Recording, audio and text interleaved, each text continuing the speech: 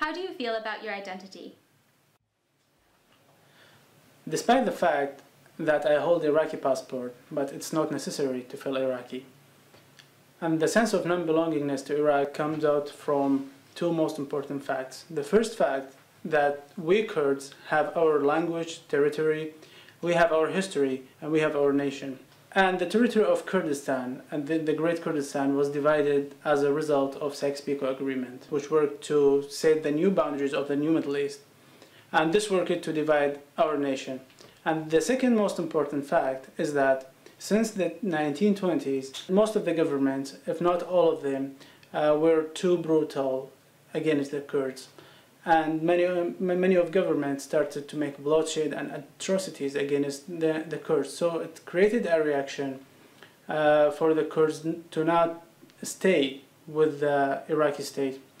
However, in the new Iraqi nation, or in the new Iraqi state after 2003, when United States worked to create the new federal and democratic Iraq, still the Kurds have not getting their constitutional rights. In your opinion, is education playing a significant role in shaping Iraqi identity? As we all know that the education is the most effective tool to shape the way of thinking of any human being.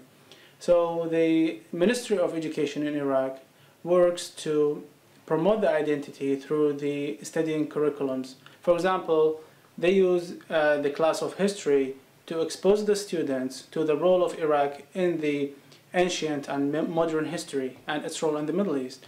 Moreover, they are working to expose the student to their identity or to the Iraqi identity through the Arabic literature class, through showing the Iraqi poets and their contribution to the Arabic literature in the modern history. Thank you. It is often argued that the history of Iraq plays against the building of a national cohesive identity. And indeed, Iraq was created very lately, because it is only with the bringing together of three wilayat of the Ottoman Empire in 1921 that it became a state of its own. However, the 20th century provides us some very good examples of how a true national identity can be created in Iraq. The first example is that of King Faisal, who in 1921 undertook to create an education system. He in fact created primary and secondary schools throughout the whole country, and this played a great role in creating a feeling that the Iraqis belonged to one nation. This was reinforced by the military policies of King Faisal, because he implemented a military service that brought people together from different parts of Iraq, and thus, with the aim of defending their country, made them share this national vision of Iraq. The second example is that of the so-called Decade of Silence, which lasted from 1946 to 1958. During these 12 years, the sectarian divisions of Iraq, which had up to that point divided the political stage, were replaced progressively by true political cleavages, and thus ideologies progressively replace sectarian belongings, thus creating a true political force and a national impetus. I mean, I would have to agree with you. Researchers have, repeatedly said that the role of a strong state in Iraq. I mean, it's very interesting that you pointed out the role of the central state in promoting a united national identity. I mean, researchers have argued that only under Saddam Hussein and his accession to power in 1979 have we seen a truly united approach to education. I mean, first of all, it's necessary to distinguish education policy into three separate, distinct periods. That of the golden years between 1970 and 1984, the post-1991 war, and the 2003 invasion. I mean, what we saw in the golden years, especially after Saddam's ascension to power, was a truly focused attempt to improve the educational establishment in Iraq.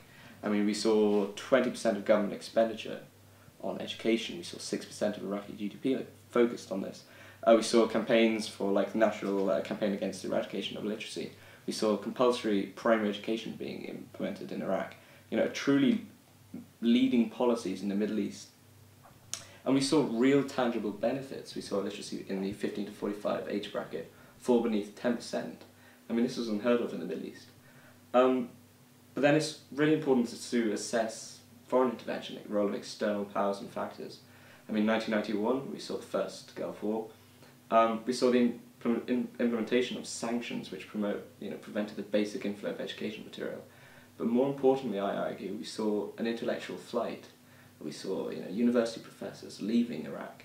And into this vacuum stepped the Iraqi government. And importantly, a new dimension to education was added, that of the education turning away from being forcibly secular to focusing on more sectarian divisions. This was aided because Saddam's government stepped into this void, into this massive vacuum in the education establishment. We saw the militarization of the curriculum, and more importantly, we saw increased focus on Saddam Hussein, as a cult, as more importantly, an Iraqi figure. And so we saw, detrimentation, truly a decline in Iraqi educational standards, and I think this marked the point in 2003 in the invasion, where we saw the destruction of hard infrastructure. We saw 3,000 schools being destroyed, both by the Western forces, the US-led invasion, and by the Ba'athist army when it was in retreat. Now, taking all that's been said and shifting our focus a little bit to contemporary education, we can see that a lot of the curriculum, in primary school specifically, is based on memorization. And this is for two reasons. The first is because of the emphasis on standardized testing that is very important in the Iraqi education system in order to get to higher education. And the second is the introduction of religious texts as a required part of the curriculum as a result of the faith campaign. Now, because these religious texts are accompanied by an interpretation of them, the students have no ability to read these texts and draw something unique from them. And they're taught from a very young age that the way the curriculum tells them to interpret these texts is the truth. And this, according to Iraqi students themselves, is very detrimental for several reasons. They are used to being told what is truth, both religiously and politically. So then when there is a religious leader or a political leader that claims to preach the truth, they are much more likely to adhere to this leader, and this leads to extremist tendencies within the population. And as Iraqi students themselves have noted, this also leads to increased intolerance among or between religious and political groups, in that if someone holds so fundamentally to something that they believe to be an absolute truth, then nothing anyone else can believe could possibly be considered the truth, which leads to serious divides in identity caused by this focus on memorization in primary schools. Exactly. I mean, post-2003, the policy of de-Ba'athification by the West truly has, rejected the secular nature in education, rejected secular principles. I mean, Dr. Alawan's policy of campaign against USAID's, prohibition of Quranic references truly, marks this change. I mean, Adib, a member of the Dawa party, has rejected, Western interference in Iraqi education and called for increased focus on Iraq's Islamic history. But more importantly, we've seen the devolution of power of the education establishment to political parties. I mean, Baghdad University has been effectively handed over to the Islamic Supreme Council in Iraq. So, education's been seized as a political factor. It's now been devolved to political parties which are pursuing their own religious and political agendas rather than uniting a nation. Building upon this, it seems that education truly plays a fundamental role in the shaping of an identity in Iraq, and if it has helped shaping sectarian identities so far, it could also be used to create a national cohesive identity. This should be done through political reforms of education, and three main reforms must be undertaken. The first one is that independent thinking must replace learning by heart, as you have clearly explained, so that Iraqi citizens can have their own judgments and make their own opinions about politics. The second very important reform is a secularization of the education. Education in Iraq must not depend on religion. Education of religion can still exist, but religion must not be pervasive in all the aspects of education in Iraq. And finally, there is a clear need for a national syllabus for history, on the one hand, in order to create a national feeling of belonging to a culture, of a common past, and on the other hand, languages. Arabic has to be taught throughout the whole country, even in the north, even in the Kurdish-speaking areas, in order to build one state. However, in order to compensate for this, it could also be a very good solution to offer Kurdish lessons in the rest of Iraq, which could benefit from a sharing of its different cultures. What role could education play in a country as divided as Iraq? Well, personally, I think the problem in Iraq is not in priority education. The problem is how the whole system was rebuilt in the worst way by the American occupation of the 2003 invasion. Basically, in education, you have a bunch of dedicated civil servants who are ready to serve their countries, but you have a sectarian narrative that is fueled from the top of the political system, especially by the ruling Dawa party, and that is exacerbating sectarian tensions all over the way. Couldn't education reform contribute to reduce sectarian tensions?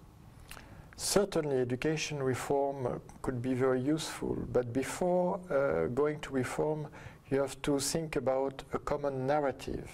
And this narrative is absent nowadays in Iraq, because even the condition of the nation building are disputed between the main parties, because the analysis of recent events during Saddam Hussein regime are interpreted along sectarian ways, especially the 1991 Intifada, that is perceived as a majority Shia as a national uprising, but by the minority Sunni as a betrayal on behalf of Iran and America.